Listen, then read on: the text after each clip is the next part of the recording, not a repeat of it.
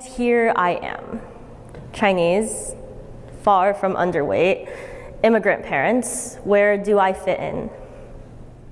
At a routine doctor's office visit, I got one of those mental health surveys that they give everyone, and in a fit of madness, I checked off the boxes asking whether I had ever eaten less in order to change my body, or whether I had ever induced vomiting as a form of weight loss. I had never brought these issues up to my mom before, and she was in the room, so I was terrified of the conversation that the pediatrician was about to have with us when she came back in the room. So I closed my eyes, I braced myself, and that conversation never happened. Instead, the doctor let me know that since my weight was in the overweight BMI range, that I was right to be concerned about my weight and supported my efforts to lose weight by any means necessary. She told me that I should maintain a daily diet of at or under a certain number of calories that we'll just label as X. X number of calories, I would later learn, is barely enough food to keep a toddler alive. They were not enough even to maintain normal bodily functions at my height and at my age, never mind fuel any movement throughout the day. And even worse, I had already been eating less than that number of calories for quite some time up until this point, but the doctor never even asked me what my habits were. She just assumed what they were based on what the scale said.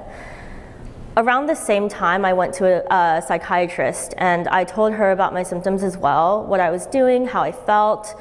She responded by looking me up and down physically and then asking whether I was using behaviors normally associated with binge eating disorder, despite my having just explained to the contrary.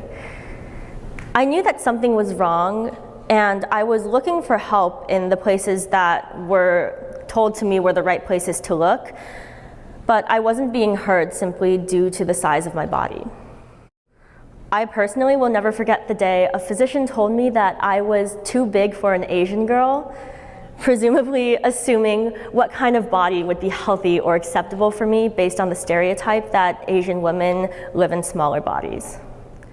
Treating my eating disorder didn't mean simply tackling American diet culture values or anything I might have been imposing upon myself through perfectionism or anxiety or what have you. It meant dismantling an entire system of cultural and generational trauma that has existed for centuries. Not only did I face barriers to recovery in the Chinese culture that I grew up in, I also was hard-pressed to ever find a treatment center where I felt 100% comfortable. And every single one that I've been to, I've always been one of, if not the only person of color in the room. Because people of color with eating disorders, as I mentioned earlier, are still severely underdiagnosed and undertreated. All of my practitioners have been white, simply because there aren't enough Asian dietitians, therapists, or psychiatrists in the field. Though I have an incredible treatment team to whom I owe my life, it is still important to highlight the gap in care that I was dealt due to the lack of diversity within treatment areas. It meant constant code switching with my providers. It meant that the cultural roots that I mentioned earlier of my eating disorder were left largely untouched by them for me to tackle on my own. It meant putting in extra effort to modify my meal plans in order to incorporate the cultural foods that I was eating at home, because the plans that we were given were that much harder to follow with traditional Chinese dishes that can't be parsed down to specific amounts of fats and carbohydrates and proteins like a sandwich can.